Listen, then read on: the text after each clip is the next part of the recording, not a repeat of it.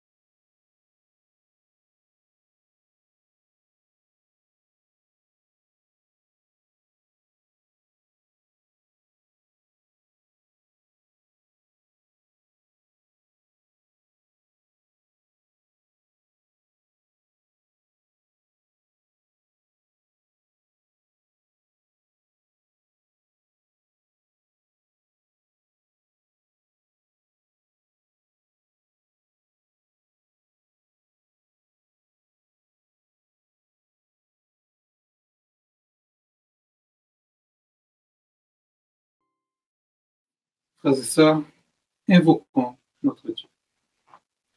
Éternel, nous te rendons grâce pour cette journée où nous commémorons la mort de ton Fils bien-aimé.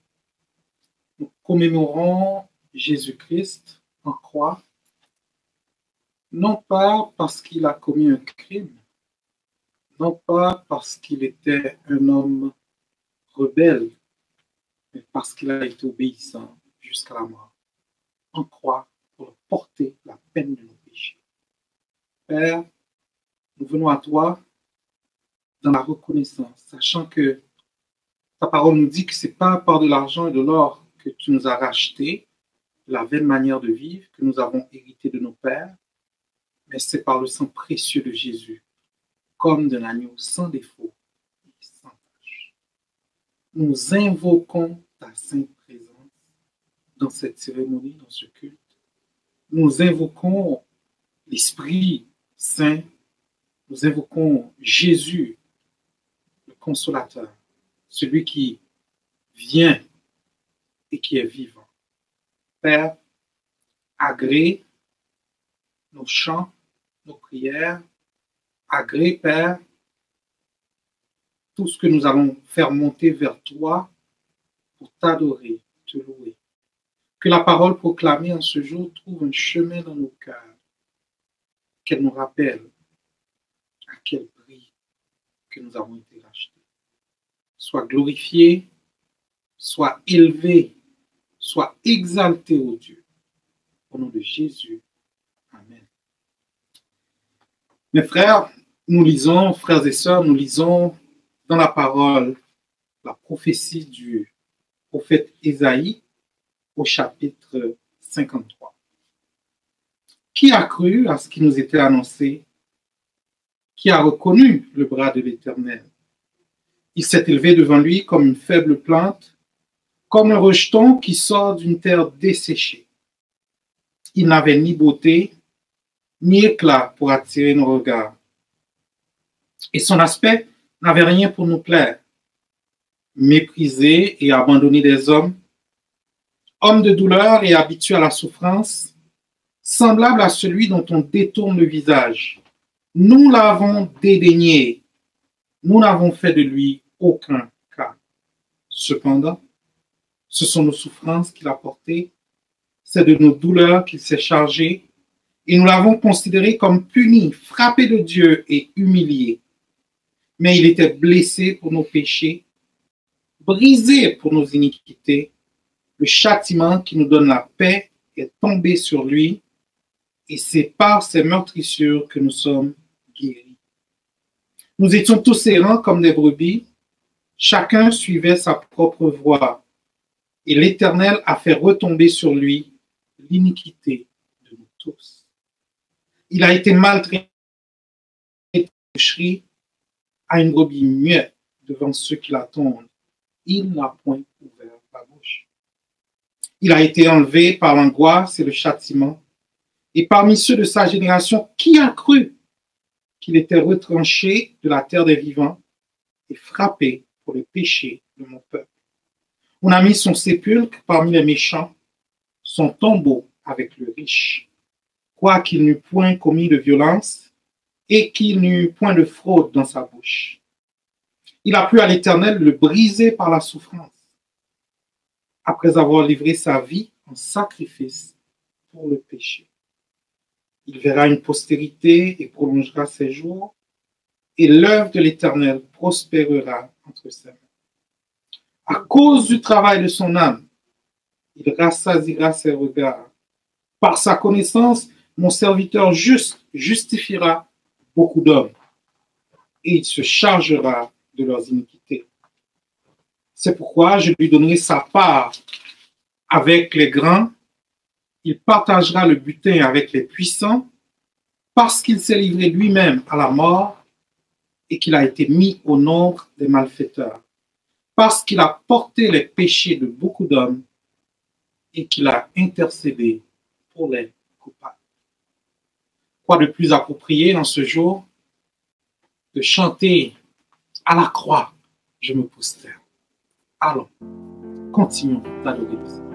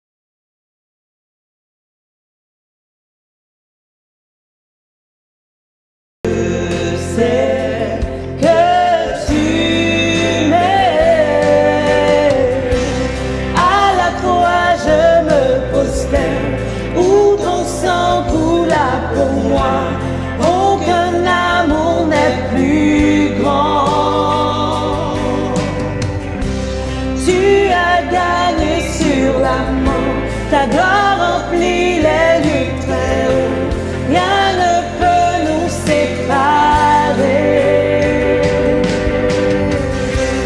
À la croix je me prosterne, où ton sang coula pour moi. Aucun amour n'est plus grand. Tu as gagné sur la mort, ta gloire remplit les lieux très hauts, rien ne peut nous séparer. Tu déchires le voile, tu traces un chemin, car tu as tout accompli. Tu déchires le voile, tu traces un chemin, car tu as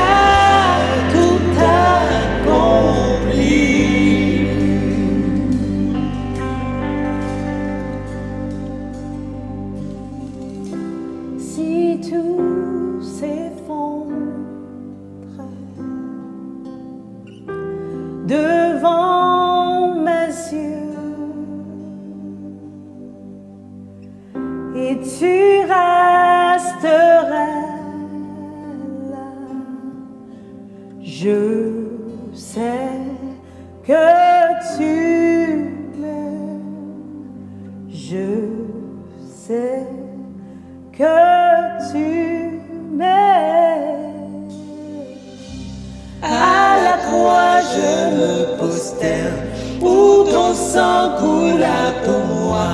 Aucun amour n'est plus grand. Tu as gagné sur la mort, ta gloire remplit les lieux très hauts. Rien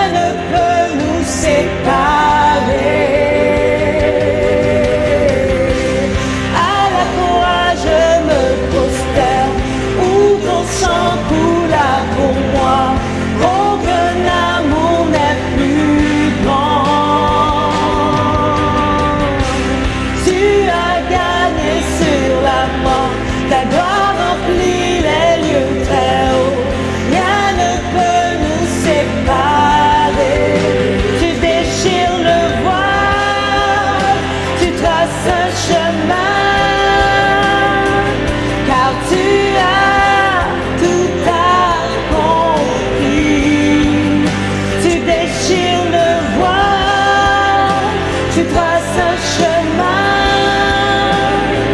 car tu as tout accompli. Tu déchires le voile, tu traces un chemin, car tu as tout accompli. Tu déchires le voile, tu traces un chemin, car tu as tout accompli.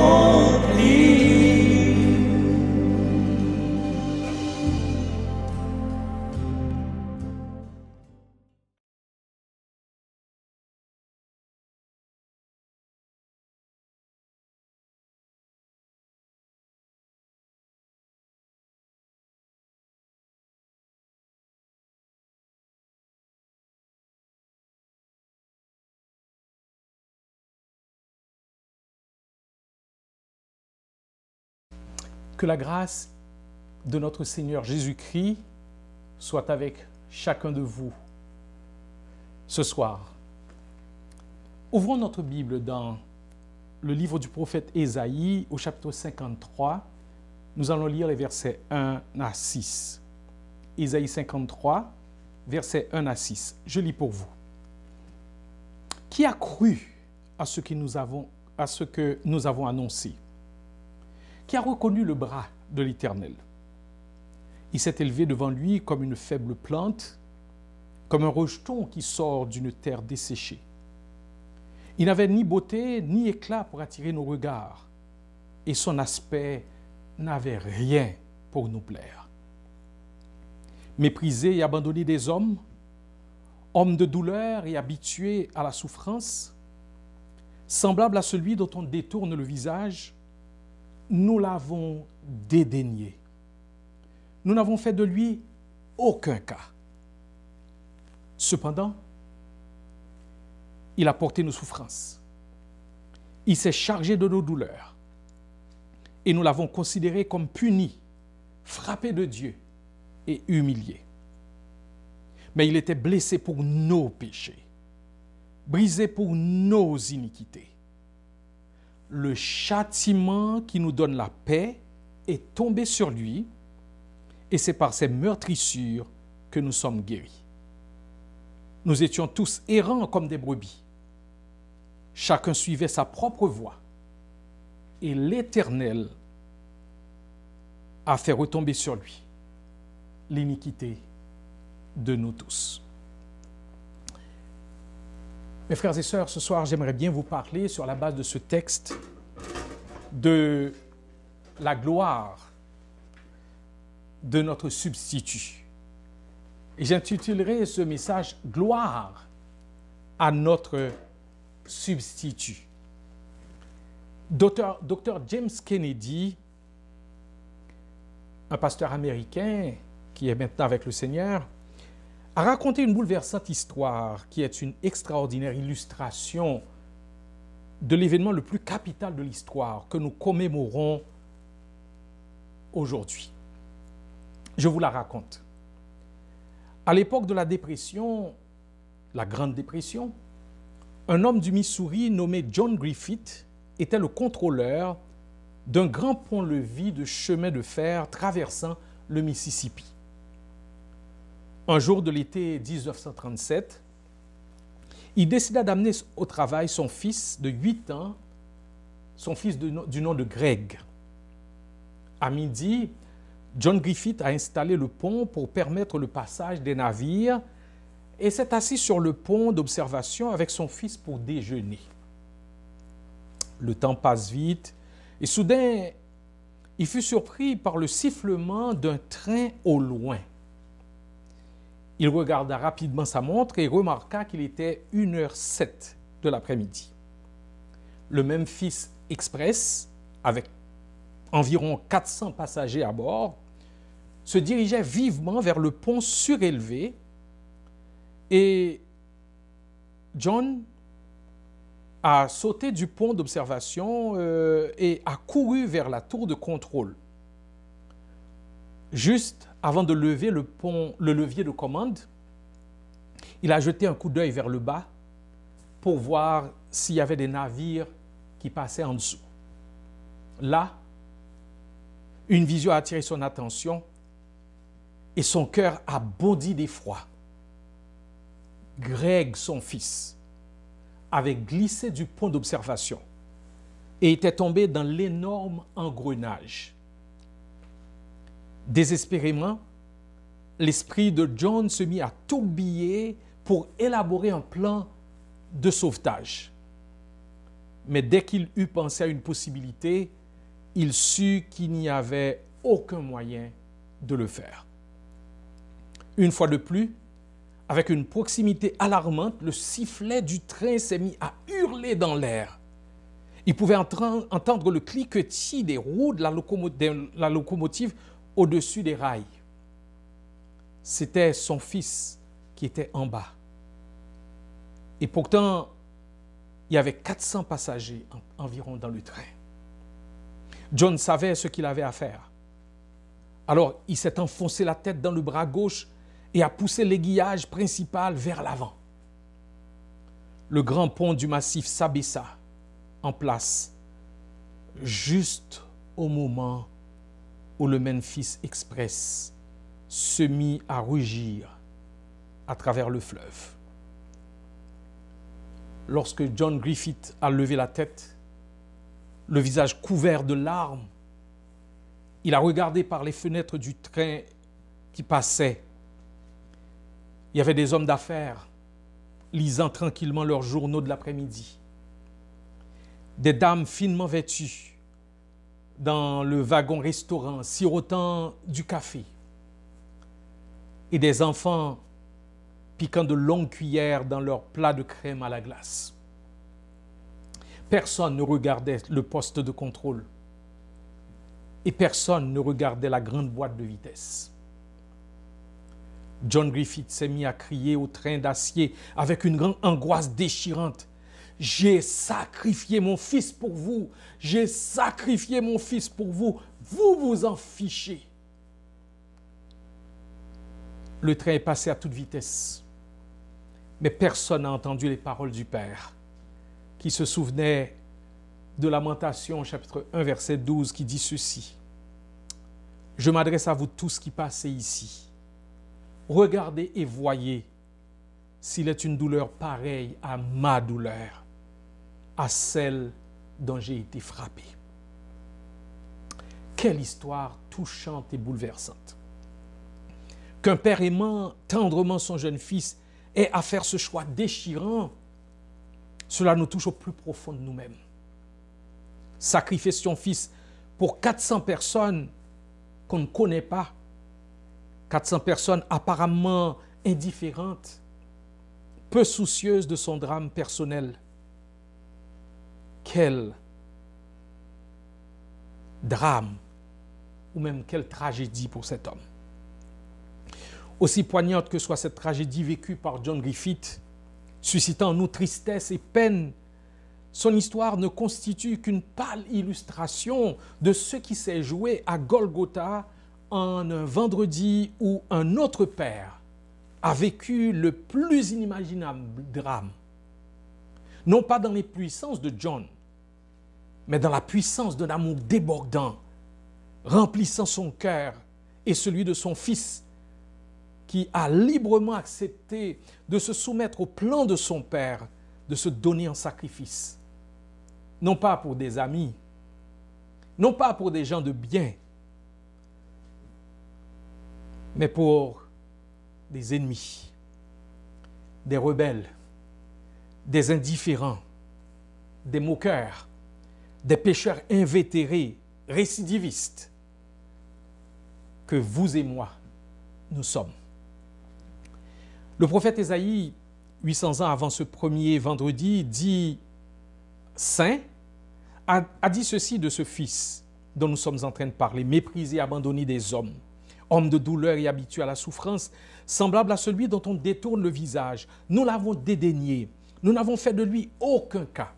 Cependant, il a porté nos souffrances, il s'est chargé de nos douleurs et nous l'avons considéré comme puni, frappé de Dieu et humilié. mais il était blessé pour nos péchés, brisé pour nos iniquités. Le châtiment qui nous donne la paix est tombé sur lui, et c'est par ses meurtrissures que nous sommes guéris. Nous étions tous errants comme des brebis, chacun suivait sa propre voie. Et l'Éternel a fait retomber sur lui l'iniquité de nous tous. Et encore, il est encore écrit dans ce chapitre, il était retranché de la terre des vivants pour les péchés de mon peuple. J'aimerais vous amener sur la base de ce texte à fixer les yeux en cet instant sur Jésus-Christ, le substitut, sur Dieu, le Père aimant et le Père juste, et sur nous.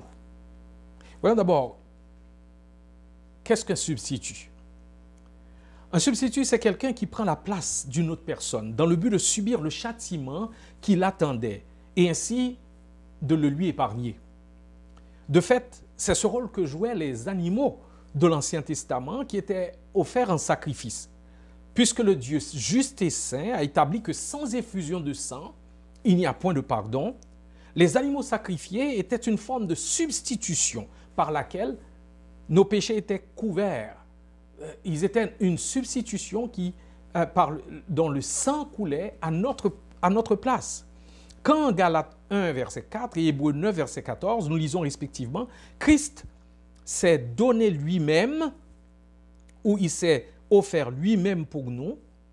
L'apôtre Paul et l'auteur de la lettre aux Hébreux montrent que Jésus-Christ a accompli à la perfection ce qui n'était dans l'Ancien Testament que l'ombre des choses qui étaient à venir. Et tous les autres sacrifices étaient l'ombre des choses à venir. Et Jésus-Christ est l'agneau de Dieu qui ôte le péché du monde. Les sacrifices de culpabilité pour le péché étaient offerts pour régler la question du besoin d'une expiation. Les péchés doivent être expiés. Regardons successivement à ces trois personnes dont nous avons parlé et de ces trois personnes dont il est question dans notre texte. Premièrement, regardons à Jésus, le substitut. Lui, le fils du bien-aimé du Père, est décrit de manière peu flatteuse dans les jours de son incarnation. Il est dit méprisé et abandonné des hommes, homme de douleur et habitué à la souffrance, semblable à celui dont on détourne le visage. Quelle vivide description de celui qui avait été créé toute beauté, toute splendeur. Il est dit de lui, il n'avait ni beauté, ni éclat pour attirer les regards, et son aspect n'avait rien pour nous plaire. Dans son humiliation volontaire, Jésus est venu non pour nous éblouir, pour nous épater, nous faire voir de toutes les couleurs, pour avoir notre cœur, mais il est venu dans la plus grande simplicité, dans la plus grande humilité. Il est venu, contrairement à Greg qui s'est retrouvé malgré lui au cœur d'une tragédie qu'il aurait de toute manière cherché à éviter s'il le pouvait, le Fils bien-aimé du Père est venu se donner, se livrer librement, volontairement, en plein accord avec la volonté de son Père. Il y a, comme le dit si bien John Stott dans l'acte du sacrifice de Jésus-Christ à la croix, le principe de l'autosatisfaction divine par l'autosubstitution divine. Je répète, il y a comme dans l'acte du sacrifice à la croix, le principe de l'autosatisfaction divine par l'autosubstitution divine. Jésus est notre parfait substitut. Il est seul qualifié pour être notre substitut. Et je cite encore John Stott qui dit ceci, et je le cite, « La croix n'est pas le résultat ni le prix d'un vil marchandage avec le diable, encore moins un troc trompeur. Elle n'est pas la contre-valeur exacte, un quid pro quo destiné à satisfaire un code d'honneur ou une clause particulière d'une loi, ni une soumission forcée à quelque autorité supérieure à laquelle Dieu ne pouvait pas se soustraire. Elle n'est pas une punition infligée par un Dieu gendarme à un Christ benoît. Elle n'est pas l'œuvre d'un Christ débordant de tendresse qui arrache notre salut des mains d'un Père réfractaire. Elle n'est pas non plus la manœuvre d'un Père qui évince le Christ médiateur. Elle est le lieu où le Père juste et aimant s'est humilié pour devenir en son Fils et par lui chair, péché et malédiction pour nous, de manière à pouvoir nous sauver, sans faire la moindre concession aux exigences de sa nature. Fin de citation. Oh, que c'est bien dit, que c'est profond. L'apôtre Paul dit en 2 Corinthiens 5, 19, Dieu était en Christ, réconciliant le monde avec lui-même. Le substitut parfaitement qualifié, Dieu, homme, sans péché, en parfait accord avec le plan du Père, c'est Jésus-Christ. Écoutez encore John Stott nous expliquer ceci, et je le cite, « Dans son essence, le péché caractérise l'homme qui se substitue à Dieu, tandis que le salut s'opère quand Dieu se substitue à l'homme. L'homme se dresse contre Dieu, s'arroge des pouvoirs et se met à la place qui revient à Dieu seul. Dieu seul se sacrifie pour l'homme, se dépouille de ses prérogatives et prend la place qui revient à l'homme seul. L'homme revendique des droits qui n'appartiennent qu'à Dieu. Dieu accepte des sanctions que l'homme seul mérite. Fin de citation. Regarde mon frère, ma sœur, regarde au mourant du calvaire. Il est Dieu fait chair qui prend notre place, qui accepte les sanctions de sa sainte loi qui nous était destinée. Regarde à Jésus-Christ qui s'est donné, qui s'est livré lui-même en sacrifice à ta place, à ma place. Il a porté nos péchés, supporté notre châtiment, subi notre mort. Il est devenu malédiction pour nous. Et la parole de Dieu affirme en Romains 5, verset 8, « Lorsque nous étions encore des pécheurs, Christ est mort pour nous. » Il a porté nos souffrances, il s'est chargé de nos douleurs. Il était blessé pour nos péchés, brisé pour nos iniquités. Le châtiment qui nous donne la paix est tombé sur lui. Et c'est par ses meurtrissures que nous sommes guéris. Ésaïe 53, versets 4 et 5. Et encore verset 12, verset 12c, il s'est livré lui-même à la mort. Il s'est livré lui-même à la mort. Notre substitut n'est pas un martyr. Jésus n'est pas un martyr. Il s'est donné lui-même. Il dit, ma vie, j'ai le pouvoir de la donner, j'ai le pouvoir de la reprendre. Tel est l'ordre que j'ai reçu de mon Père. Jésus-Christ, c'est Dieu fait chair, qui s'est librement donné pour nos péchés. Regarde à m'angoisser au mourant du calvaire. Il est le substitut du pécheur. Quel amour!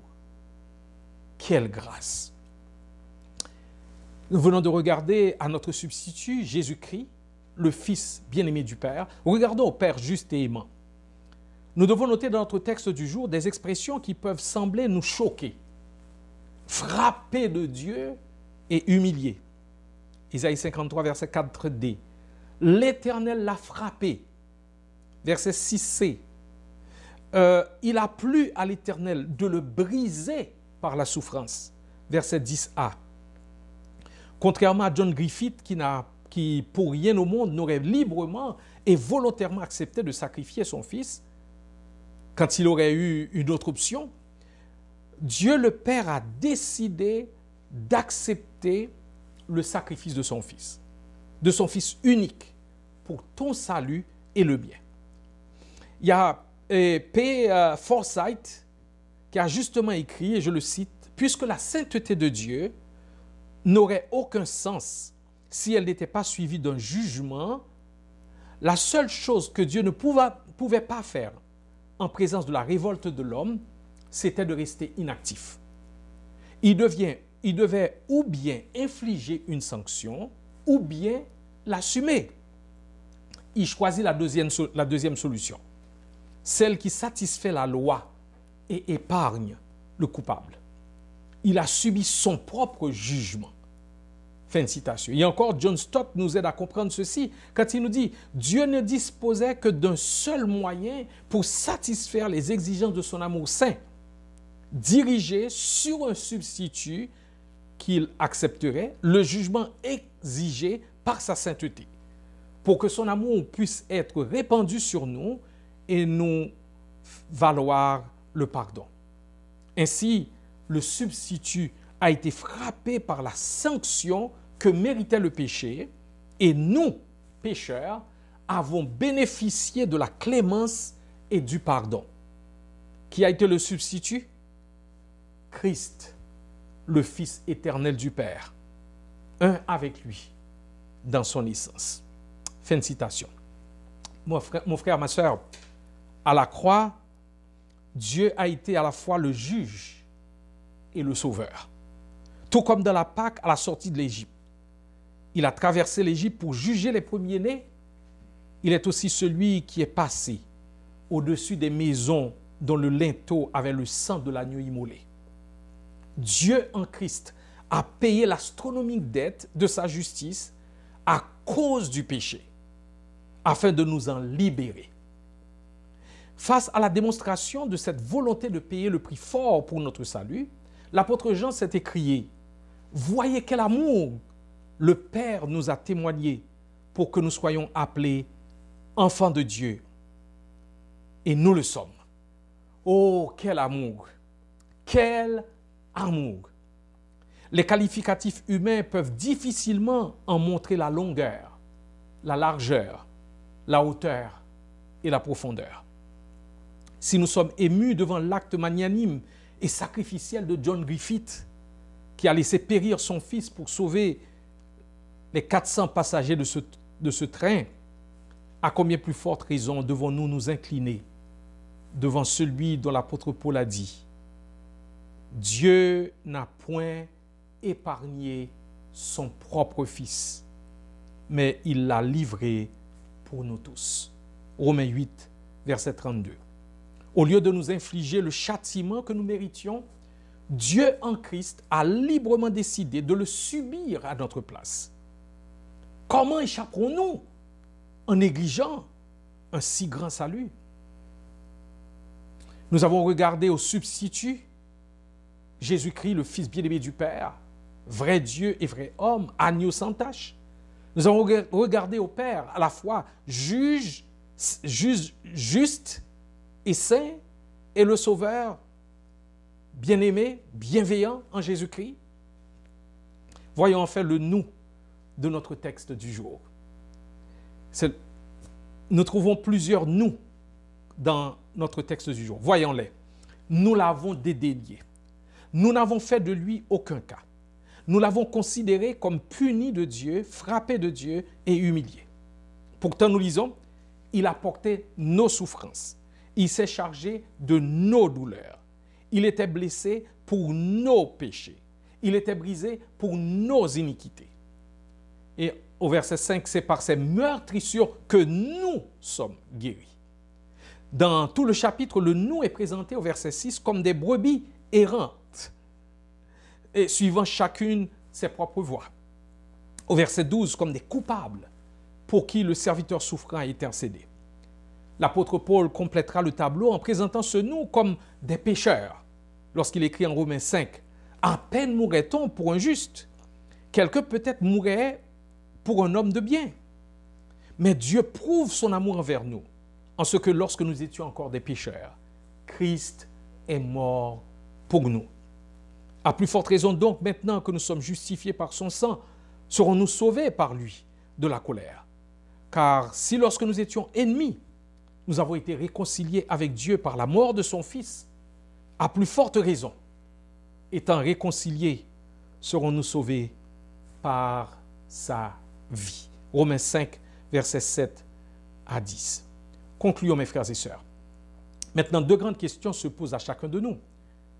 Qu'est-ce que chacun de ce nous qui nous identifie fait de la provision qui a été faite pour son salut à la croix de Golgotha? C'est la première question.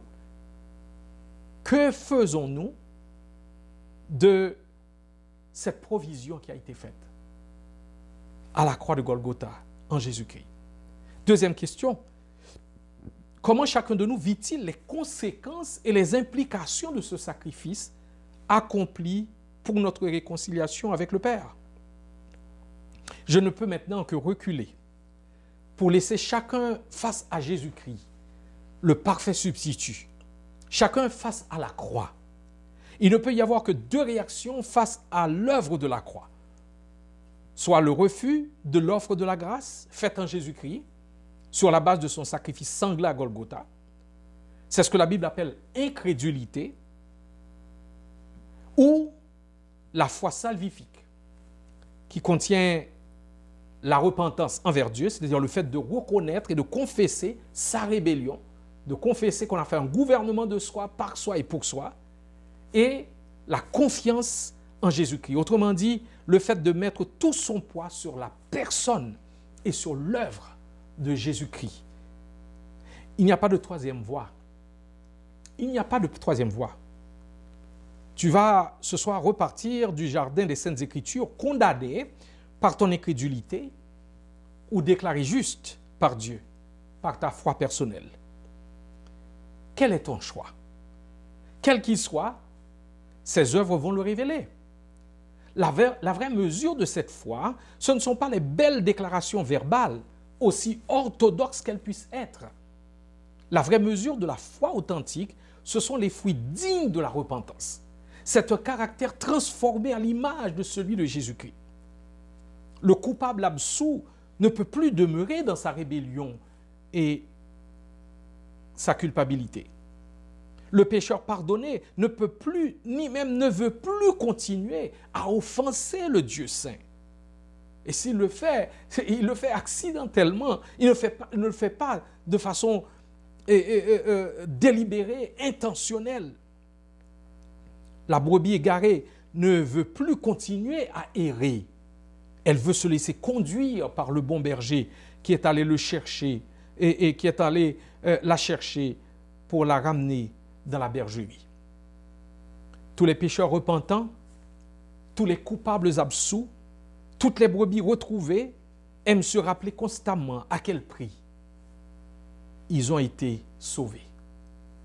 Leur baptême par immersion, une fois pour toutes, est le symbole de leur mort et de leur résurrection avec Jésus-Christ. Leur participation au repas du Seigneur, aussi appelé communion, table du Seigneur, est un régulier rappel de ce sacrifice au prix duquel ils ont été pardonnés, sauvés.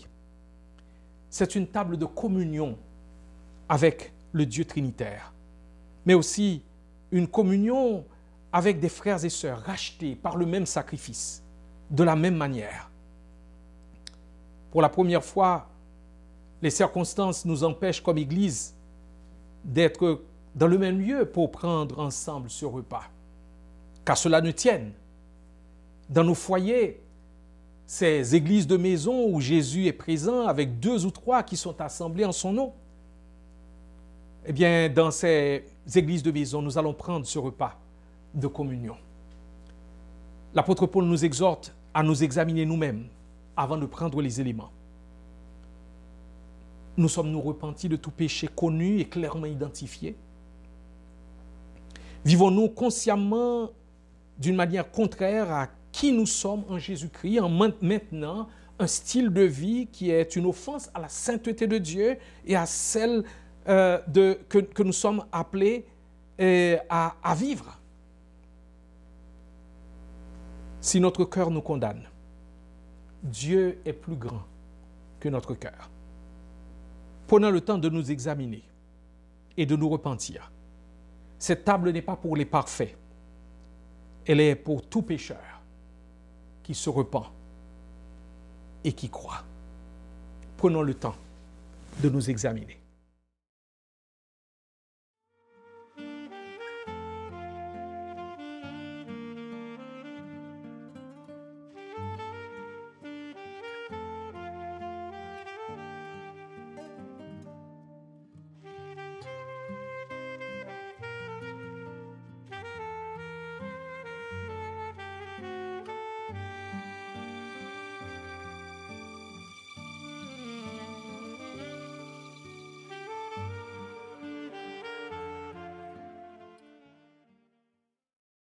Écoutez les paroles de l'institution de la Sainte Seine de notre Seigneur Jésus-Christ.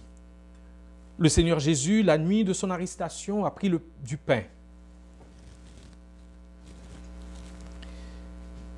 Et après avoir rendu grâce, il le rompit et l'a donné à ses disciples en disant, « Prenez et mangez, ceci est mon corps qui est pour vous. Faites ceci en mémoire de moi. » De la même manière, il prit la coupe en disant, « Cette coupe est la coupe de la nouvelle alliance en mon sang. Chaque fois que vous mangez ce pain et que vous buvez cette coupe, dit l'apôtre Paul, vous annoncez la mort du Seigneur jusqu'à ce qu'il vienne. » Nous allons rendre grâce pour le pain et le fruit de la vigne, symbole du corps meurtri de Jésus à notre place, à la croix de Golgotha. Père Céleste, nous voulons en cet instant te rendre grâce pour le pain, symbole du corps meurtri de notre Seigneur et Sauveur Jésus-Christ, et pour le fruit de la vigne, symbole de son sang versé pour nous. Oh, quel amour tu nous as témoigné, en offrant à notre place ton Fils bien-aimé, notre substitut, qui a porté nos péchés en son corps sur le bois de la croix, et qui a reçu toute la charge de ta colère sur lui, pour que nous puissions trouver auprès de toi pardon de nos péchés, réconciliation, vie nouvelle. Nous te demandons, ô Père, de sanctifier ce pain et ce fruit de la vigne, et que notre participation à cette table soit une occasion de bénédiction pour nous, et que tu sois glorifié dans l'œuvre que tu accomplis en nous par ton Saint-Esprit, tout le temps que tu nous donneras encore à vivre sur cette terre jusqu'au jour où nous prendrons ce repas avec toi dans tes saintes demeures. Par Jésus-Christ, nous t'avons ainsi prié. Amen. Le pain que nous rompons est une communion au corps de Christ. Nous qui sommes nombreux, nous formons un seul corps, car nous partageons le même pain. Jésus a pris le pain, leur a donné et a dit, « Mangez-en tous, ceci est mon corps. » Mangeons, mes frères et sœurs.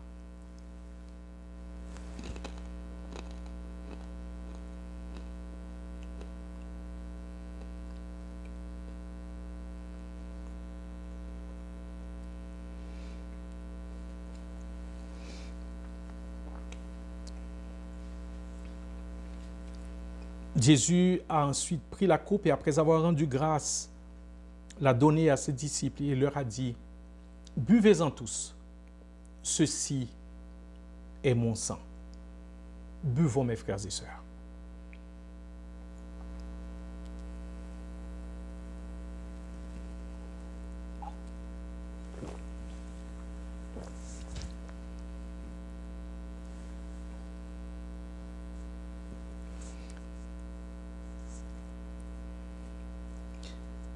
Toutes les fois que vous mangez ce pain et que vous buvez cette coupe, vous annoncez la mort du Seigneur jusqu'à ce qu'il vienne. Prions.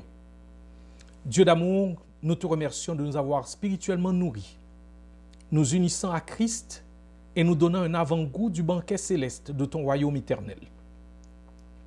Envoie-nous dans la puissance de ton Saint-Esprit pour vivre et travailler à ta louange et à ta gloire par Jésus-Christ, ton Fils bien-aimé.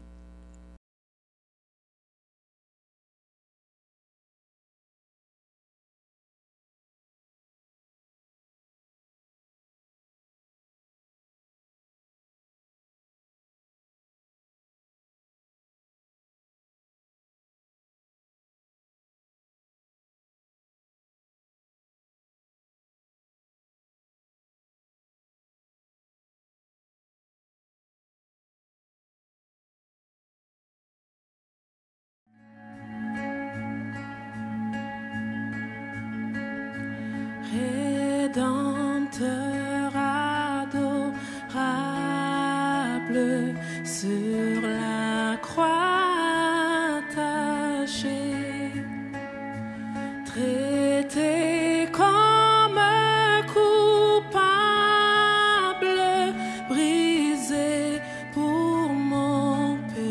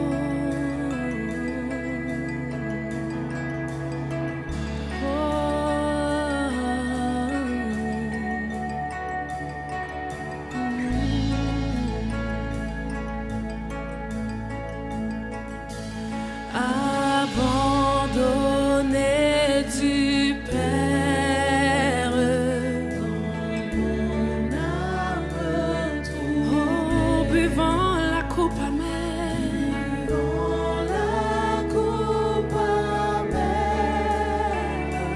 pour ton iniquité.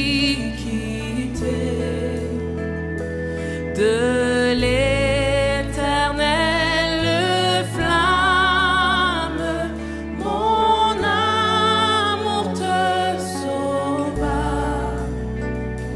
Je mourus pour ton âme, pécheur à Golgotha.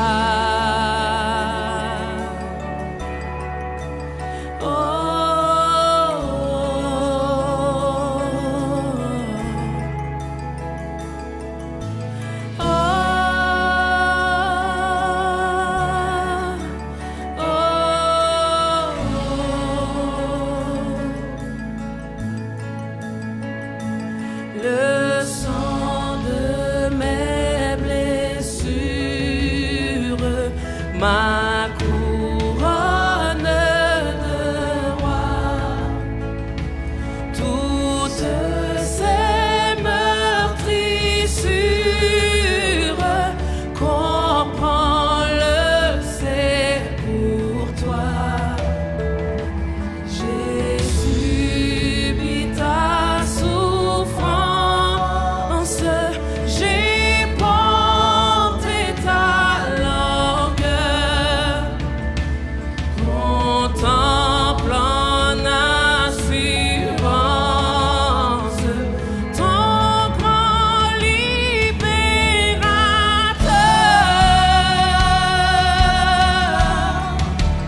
Oh,